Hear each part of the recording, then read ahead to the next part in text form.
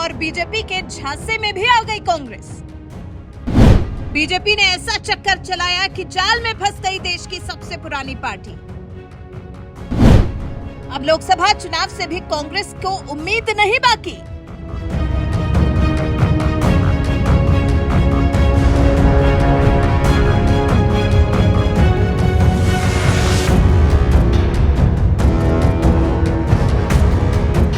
जी, मुश्किल ही है कि कांग्रेस को अब लोकसभा चुनाव में जीत की जरा भी उम्मीद बची होगी, क्योंकि समझ शायद अब कांग्रेस को भी आ गया होगा कि वो बीजेपी के झांसे में आ चुकी है। बीजेपी ने लोकसभा चुनाव से पहले 5 राज्यों में हो रहे विधानसभा चुनावों के बीच में कांग्रेस के लिए जो जाल बिछाया, आखिरकार कांग्रेस इस जाल में फंस ही गई। अब आप सोचेंगे कौन सा जाल और कौन सा झांसा, तो पहले ट्वीट देखते हैं पत्रकार अभिषेक उपाध्याय का।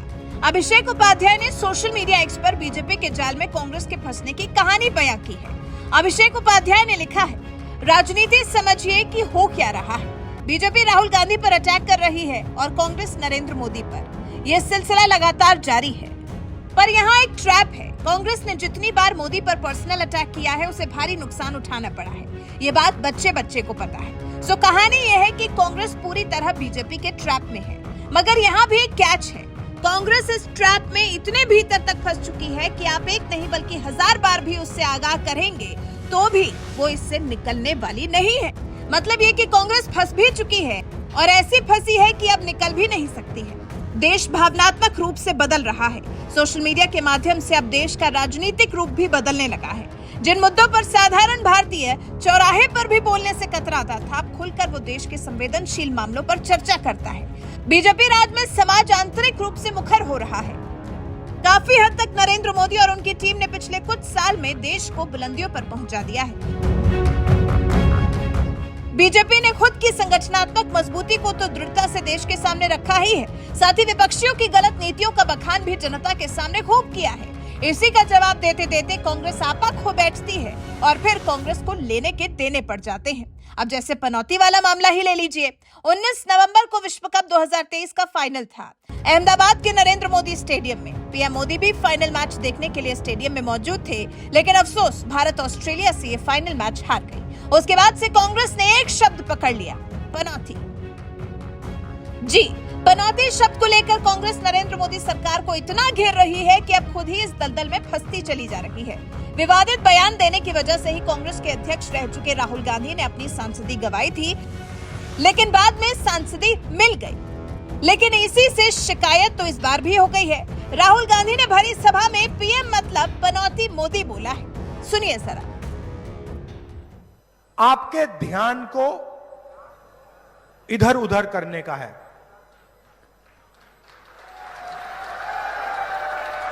और अदानी का काम आपकी जेब काटने का है।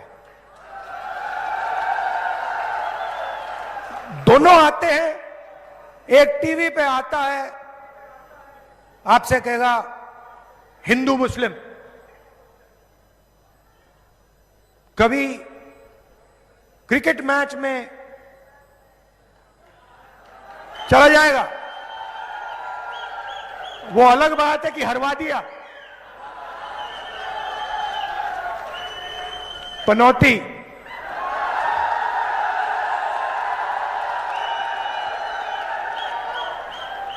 पीएम मतलब पनौती मोदी।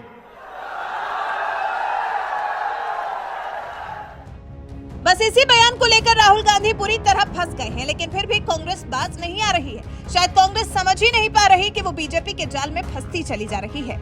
इससे पहले भी बहुत से ऐसे मौके पड़े हैं जब कांग्रेस बीजेपी के जाल में कुछ इसी तरह से फंसी है।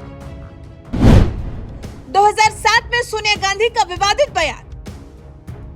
गुजरात में 2007 में चुनाव प्रचार के दौरान तत्कालीन कांग्रेस अध्यक्ष सोनिया गांधी ने अपने भाषण में मौत का सौदागर शब्द का प्रयोग किया था। सोनिया गांधी के इसी बयान को बीजेपी ने गुजरात की अस्मिता से जोड़कर मुद्दा बना दिया था। सोनिया गांधी ने ये बयान गुजरात दंगों के संदर्भ में दिया था। मोदी के खिलाफ मौत का सौदागर वाला ये बयान गुजरात चुनाव में कांग्रेस को काफी भारी पड़ा था। कांग्रेस 59 सीटों पर सिमट गई थी, जबकि बीजेपी को रिकॉर्ड 117 सीटें मिली थी। मणिशंकर के बयान ने कांग्रेस की नैया डुबोई। गोवा अधिवेशन के बाद बीजेपी ने नरेंद्र मोदी को पीएम का दावेदार घोषित कर दिया था।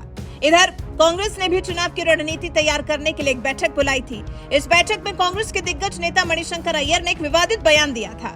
अय्यर ने कहा था, मोदी का दिल्ली में कोई काम नहीं, अगर वो चाय बेचने आना चाहते हैं तो बेशक आ जाए। बीजेपी ने मणिशंकर के इस बयान को बेइज्जती से जोड़ दिया था। 2014 के चुनाव में बीजेपी ने चाय पर चर्चा और चाय वाला पीएम जैसे कैंपेन की शुरुआत की। अय्यर का बयान कांग्रेस को 44 सीटों पर ले आया था और बीजेपी ने पूर्ण बहुमत से सरकार बनाई थी। 2017 में भी मणिशंकर की तीखी जुबान कांग्रेस को भारी पड़ी। साल 2017 में गुजरात का चुनाव बीजेपी के लिए काफी कठिन हो गया था। पहली बार कांग्रेस गुजरात में मजबूती से लड़ रही थी। पटेल आंदोलन की वजह से बीजेपी का समीकरण भी बिगड़ रहा था। इसी बीच में मणिशंकर अय्यर ने फिर विवादित बयान दे दिया। अय्यर ने कहा, यह आदमी बहुत नीच किस्म का है, इसमें कोई सभ्यता नहीं है और ये किसी भी मौके पर गंदी राजनीति करने से बाज नहीं आता है। इस मुद्दे को पीएम मोदी ने खूब भुनाया था, कह दिया था कि जनता ही इसका जवाब देगी और जनता ने जवाब भी दिया था। जब करीबी मुकाबले में 99 सीटें जीतकर बीजेपी सरकार बनाने में सफल हो गई थी। 2019 में चौकीदार चोर है ने राहुल गांधी को चुनाव हारने पर मजबूर किया। 2019 में राहुल गांधी ने चुनावी रैली में राफेल डील को लेकर पीएम मोदी पर निशाना साधा था। कांग्रेस नेता राहुल गांधी ने पीएम मोदी को चौकीदार बोलकर चौकीदार चोर है का नारा दिया था, जिसे पीएम मोदी ने कुछ ऐसे भुनाया था कि उन्होंने ट्विटर पर अपने नाम के आगे खुद चौकीदार लगा लिया था। इसके बाद देश के बहुत से दिग्गजों ने, बहुत से नागरिकों ने खुद के नाम के आगे चौकीदार लगाकर पीएम मोदी को 2019 का चुनाव जितवाया था, जिसके बाद अब 2024 में लगता है पनौती शब्द कांग्रेस को भारी पड़ने वाला है। समय रहते अगर कांग्रेस ने पनौती शब्द की रट लगाना नहीं छोड़ा तो संभव है कि ये चुनाव भी कांग्रेस के हाथ से निकल जाए, सिर्फ इस एक पनौती शब्द की वजह से। तो यही है बीजेपी की चाल। पहले बीजेपी अपनी बातों के जाल में फंसाती है और उसके बाद कांग्रेस अपना आपा खो बैठती है और आपा खोने के बाद मोदी सरकार पर विवादित टिप्पणी करती है, जिसकी भरपाई भी नहीं कर पाती है। वैसे आपको क्या लगता है, क्या ये पनौती शब्द इस बार के लोकसभा चुनाव में कांग्रेस की नैया डुबोने के लिए काफी है? क्या पनौती शब्द से ही इस बार कांग्रेस का हो जाएगा काम तमाम? इस बारे में क्या है आपके विचार? कमेंट कर हमें जरूर बताएं। साथ ही हमारे चैनल को सब्सक्राइब कर बेल आइकन दबाना बिल्कुल न भूलें।